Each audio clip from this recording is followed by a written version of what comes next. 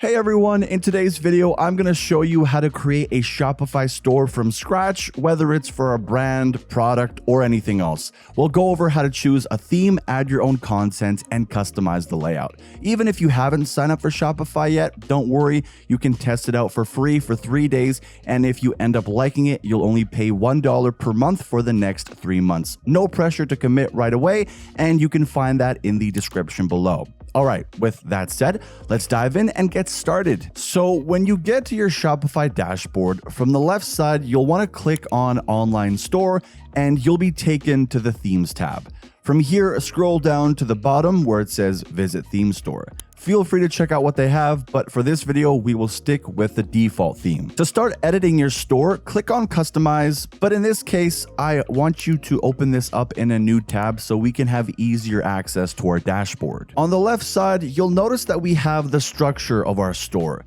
The header is at the top, footer at the bottom, and then the content in between. Now, what makes Shopify so user-friendly is that we can rearrange the content just by taking one of these tabs and moving them around, allowing you to organize things however and whenever you want. To customize the content, you can either select it from the left-hand side, or you can click on it from the preview on the right. With that said, let's go ahead and add a different banner photo here. So, like I said, click on the content, then you go to select up here, and then transfer all of your photos into the library. Once you've chosen the picture, you can customize the banner on the left side, tweaking things like the height of the picture or positioning of the words. Speaking of words, actually, we can change the font by going to the theme settings gear and clicking typography, where you have the heading and body text. You have quite a few options, so pick something that matches your store's vibe. Just make sure to click select down here so it applies your changes. And while we're here, let's click on the logo tab and change that. You can do it the same way we transferred our photos over. However, to customize our main menu, we have to click on the header here, and we can change our logo position as well as the color scheme, which includes things like the background, text, and other details. This method applies to every part of the site, so you can click anywhere and you will find the options to edit the same settings. Now, to add more sections, you can click on Add Sections from the left. Something you'll need to add is a collection list, since I'm going to show you how to make them once we add our products.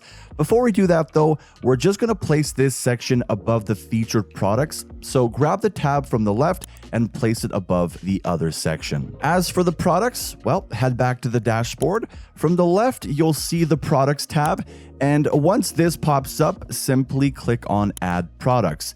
Now, the first thing you want to do is name your product, then give it a description and add a photo.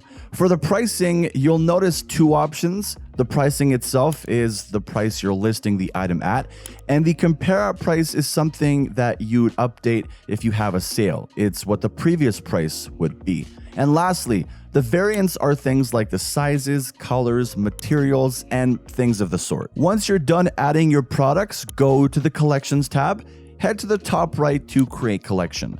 Again, name it, but this time it's not necessary to add a description. We can either add our products manually or have the items automatically assigned to our collections. For the sake of this video, I'll show you how to do it manually. So just go down to Browse and add all the products you want for this collection. Now we can head back to the site and integrate those collections, which is super easy. All you do is select the block and choose the collection. You'll also notice our featured products section has been updated to include the items we added. That being said, we can now add things to our main menu because we have those collections now. So for that, we need to head back to the dashboard and click on Contents, Menus, and here you'll find both our header and footer menus. If you want to add another, just go to the top right and click on Create. In this case, we'll focus on our main menu. To add things, just go down here and, of course, name it. Then to link it to something, we can just click on this box, go to Collections, and we'll find the category we need.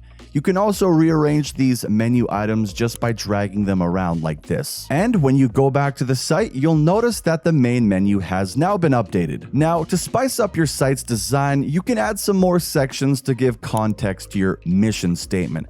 For example, I add some text taking the customer to an About Us page to give me more credibility. Multi-columns are also a good way to blend text and images so that you can give more depth to the things you're listing. It could highlight key features that might draw a customer's interest even more. All in all, you can go wild with how you decide to customize your site. I just wanted to show you how to use the tools. The creativity part is all you. So for those of you that don't need e-commerce functionalities, I've covered pretty much that you'd really need to know in order to get started. However, if you do plan on selling things, let's make sure you can start accepting orders. To do so, go down to Settings from your dashboard and go to the Payments tab, then activate Shopify Payments. This is the easiest way to get paid. You'll have to submit some information to them, but once you do, Shopify will take you through the process of validating your bank info so that you can begin receiving orders. Let's also head all the way down to the Policies tab. Other than shipping, every policy provides you with a template that you should edit yourself. But the reason I wanted to bring this up is because we can directly add these policies to our footer menu. All we have to do is go back to our Menus tab, select the footer menu, open up this menu, and scroll to find policies. Then simply just add them to your store. Lastly, to make your store public, all you have to do is remove the password from your dashboard here and you're good to go. Granted, you will have to buy a plan to do so, meaning definitely take advantage of that deal that gets you the first 3 days for free and pay $1 per month for the first 3 months. So feel free to take advantage of that, and that will always be in the description below. And that just about wraps up today's video, ladies and gentlemen. If you have any further questions, feel free to leave them in the comments section down below. If you want an extended tutorial, you can find my half-hour-long video where I go into more details on all of the things that I touched upon today. As always, thank you so much for watching, and until next time, make sure to take care.